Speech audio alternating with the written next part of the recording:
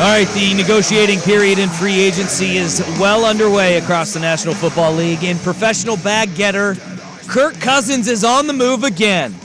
Both Kirkers, after 2 fully guaranteed contracts with the Minnesota Vikings after being franchise tagged 3 years in a row by the Washington Redskins at the time.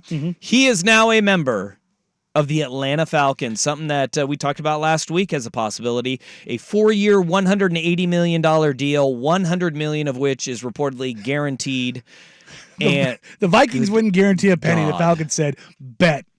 $100 million in guarantees. Here's something insane. For Kirk Cousins. Do you know who is number 1 all-time in NFL earnings? Kirk Cousins? Aaron Rodgers. Do you know who's number 2? Kirk Cousins? Yes. Yeah. That makes 100% sense. $343.5 million for Aaron Rodgers. Where's Sam Bradford in this list? It's pretty good. Well, I mean, he's probably pretty high. Right. Kirk Cousins at 331, Stafford at 328, Brady at 317. Yeah. Kirk Cousins, if you're wondering, here's how the compensation is going to work out. I saw this via Tom Pelissero, and now Adam Schefter has the same numbers as well. But it is 4 years, $180 million, $100 million of which is guaranteed. $45 million a year is the average across the contract. He will receive a $50 million signing bonus. He will also have $90 million in the first year of his deal. So a $50 million signing bonus and then $40 million this year in cash.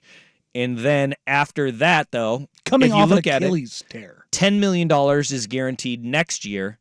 And so this is why you're looking at it as a 4-year deal.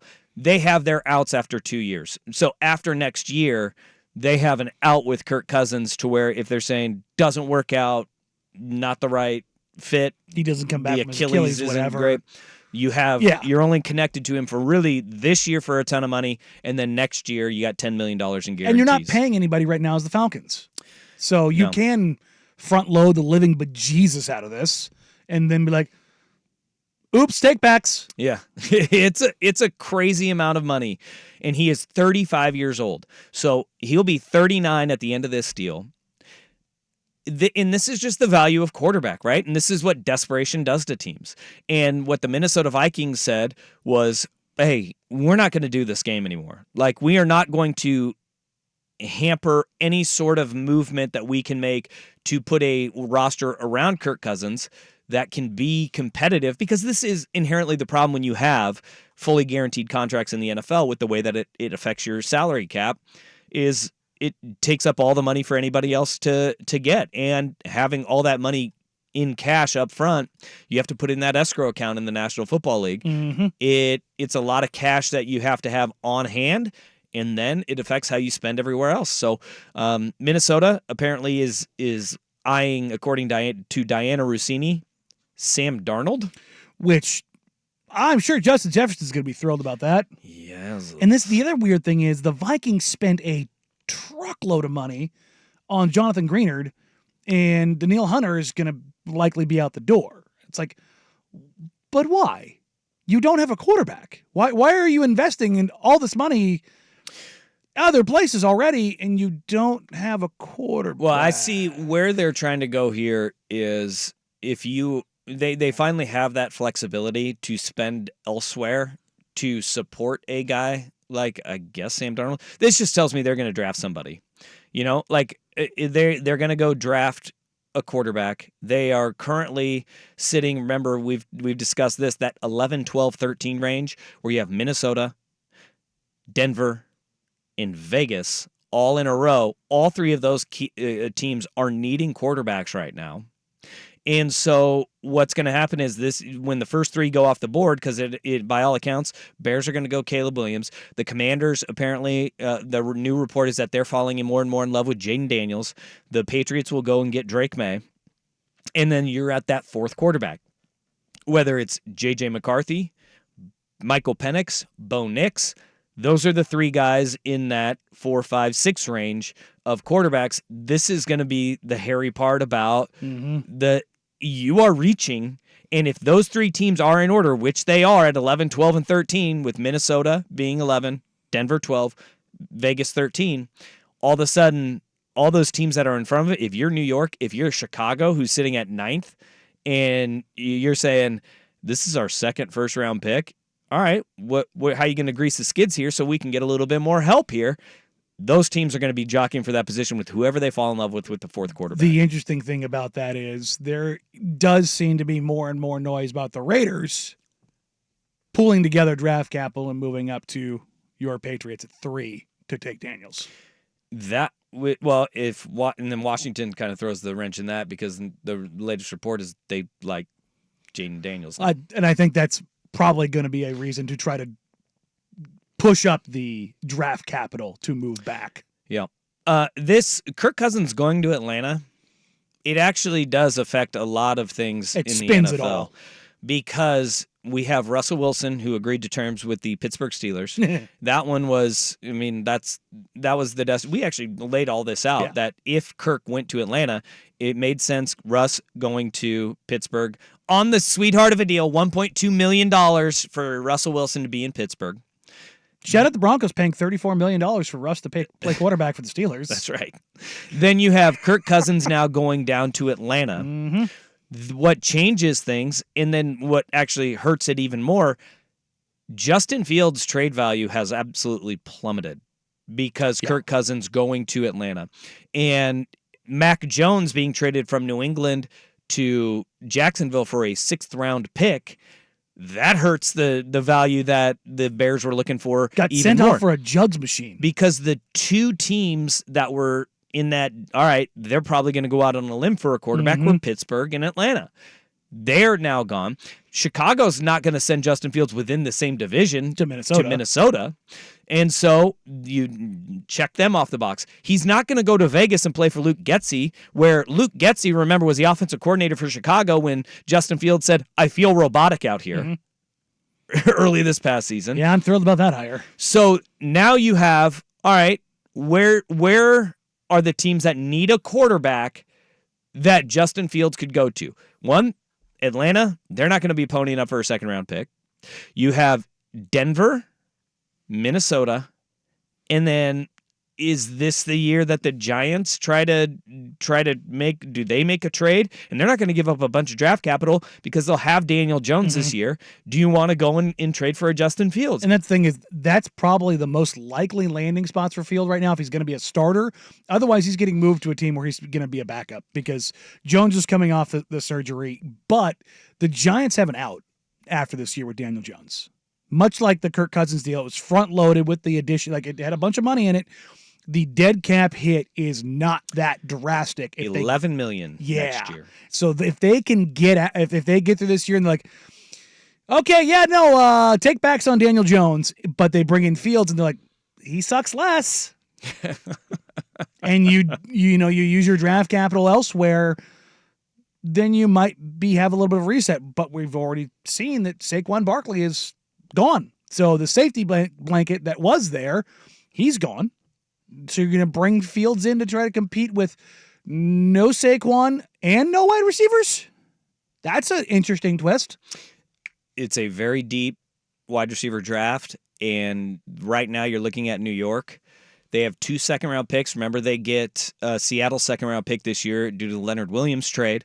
They have their own second-round pick, and then they are sitting there drafting at number 6 overall as well. You can sit there and you can say, all right, in a very deep wide receiver draft, with those first 3 picks in the first 2 rounds of the draft, they could go receiver at both of them, right? And they could get 2 really good receivers, and then you backfill with whatever position that else you feel a need at, because there's a lot with the New York Giants. The entire offensive line. So it'd be a horrible situation for any young quarterback to go to. Because of what you just said. Yes. Any of those guys that they would be drafting this year, you need a very stable offensive line, because Penix, with the injury history, you don't want him taking a bunch of hits. Bo Nix he thrives in a clean pocket. Yep. And J.J. McCarthy really wasn't touched anyway. Yeah, it turns out when you have an NFL offensive line in college, super helpful. This is the ripple effect of Kirk Cousins and Russell Wilson going to the locations that they went going to Atlanta, Russ going to Pittsburgh. this is huge for the NFL and how every other quarterback position shakes out. Because I would argue even beyond the quarterbacks, because I think it also determines how, number one, the draft is going to go, and number two, how the rest of there are so many offensive linemen in free agency right now. Yeah. So many. And if all of a sudden you're a team like, well, we suck. We need to find some stopgap offensive linemen to protect our new young quarterback. You're already seeing guards are getting paid through the nose in free agency right now. Yep. Because of how loaded this class is and how much money's on the market. So it's going to be really interesting to kind of see how teams now prioritize their team building. One team also to keep that eye on is Tampa and them holding on to Baker Mayfield and as Mike well. Evans. Like the Baker Mayfield 3-year deal, which is very friendly to them as well. Like it's also a very front-loaded contract that they can get their outs in, and plus you're just lining him up with Mike Evans in the final push of his career. They can have their outs after that. 3 years, $100 million is not. I think the guarantees on it are only like $40 million in Baker's contract. That's team friendly. But that also takes, as we were talking about with the Justin Fields movement, with anybody else looking for a quarterback, takes one more team off the board. You know, as we were talking about this, a team that I sitting there and I'm going, I could just, for whatever reason, I can see Miami just trading for Justin Fields and just parking him behind Tua for a year. That wouldn't cause a controversy whatsoever. No. Quarterback that's always hurt. Can't get it done. Mike McDaniel would find a way just to use him, put two quarterbacks on the field. You're not wrong there. They don't have the cap space to really make any other moves because of the cap hell that they were in this year. But as we were talking about, I'm like, I could just see them just saying, F it.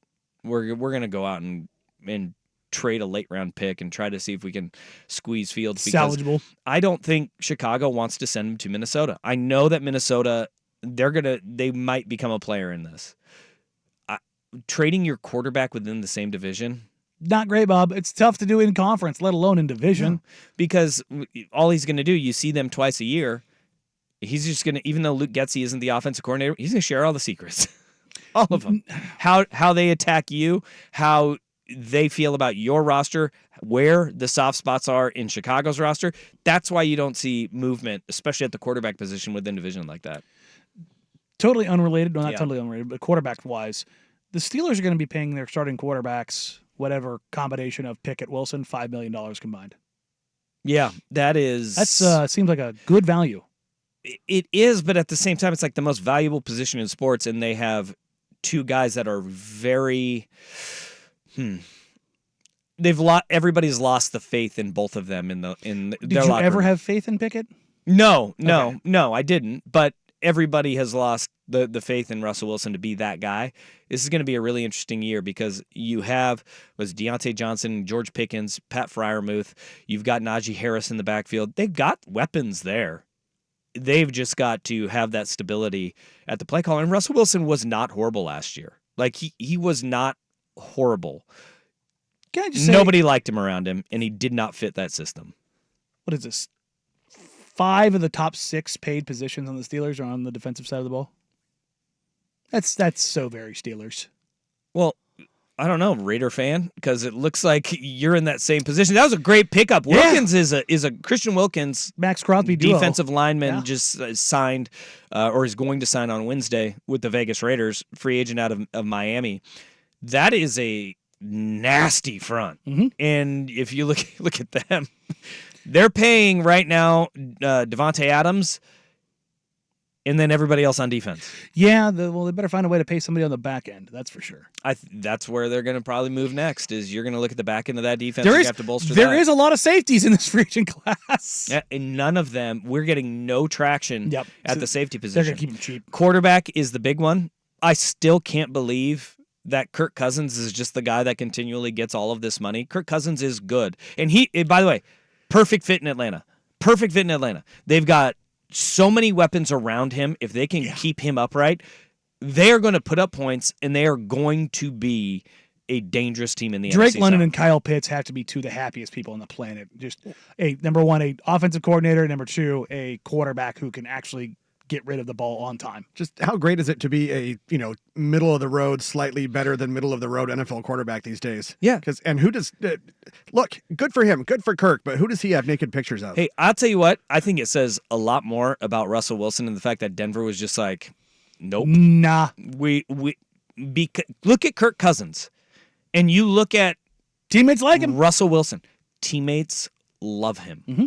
And Russell Wilson, they do not. If you're looking at tit for tat as what they can do throwing the football, It's probably about the same. I mean, you put Russell Wilson with Justin Jefferson, right? Mm-hmm. Put him with, prior to last year, Dalvin Cook and TJ Hawkinson. And like, he would have put up funny numbers too, but you peel the onion a little bit more and you keep looking and looking and you go, oh, they just had zero faith in him to the point where they're paying $85